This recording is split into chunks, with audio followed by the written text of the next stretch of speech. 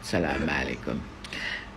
Célibataire du monde na ngeen def bàyyee nañ ci jàmm na ngeen def ak coono yi baa kenn woppul bàyyee na ngi am tawfeex am ngeen 2 minutes seen temps am ngeen merci beaucoup tey nag wallaay Achim dama lagar rek sama bool ba ca jaaykatu añ ba ma ne ko jaay ma añ mu ne ma ne ko palaat ñaata mu ne ma 1200 ma ne ko 1200 ma wàññi ko waat ak sama bool jàdd ci boutique bi jënd sama yu sew ak sama yu ndaw ñëw toggal sama bopp. Donc comme l'alimentation moom dafa nekk un sujet délicat dans ce pays, il va falloir ñu wut une solution. 1200 laa naroon añi ma ñëw kaa dem woon te du ma suur ci laa dem ci boutique bi jënd sama ay bagage yu sew.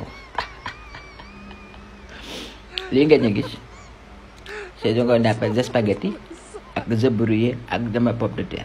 Gis ngeen ñama-ñama yu sew yi ci biir seen ngeen wallaay Achim.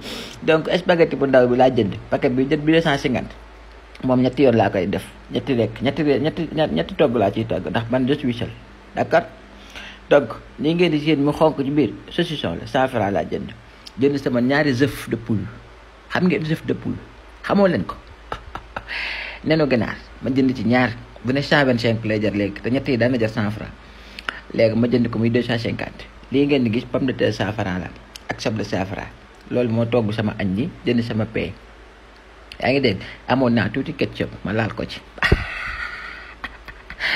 wallaay Achim bi ma ko calculé en tout bi ma calculé lépp li ma jënd yëpp 800 la te des na ndax poivron gi dama ko diviser par 2, salade tomate gi dama ko diviser par 2, spaghetti ma diviser ko par 3 xam nga. Donc pour dire vrai rek il faut que ñu wut ay solution ci ñu wàllu alimentation yi. Quand on est à la maison il faut pas avoir la paresse de cuisiner pour vous, c'est plus économique. Wallaay Achim dundu célibataire moo metti rek te xoromu lii. Donc célibataire everywhere you go.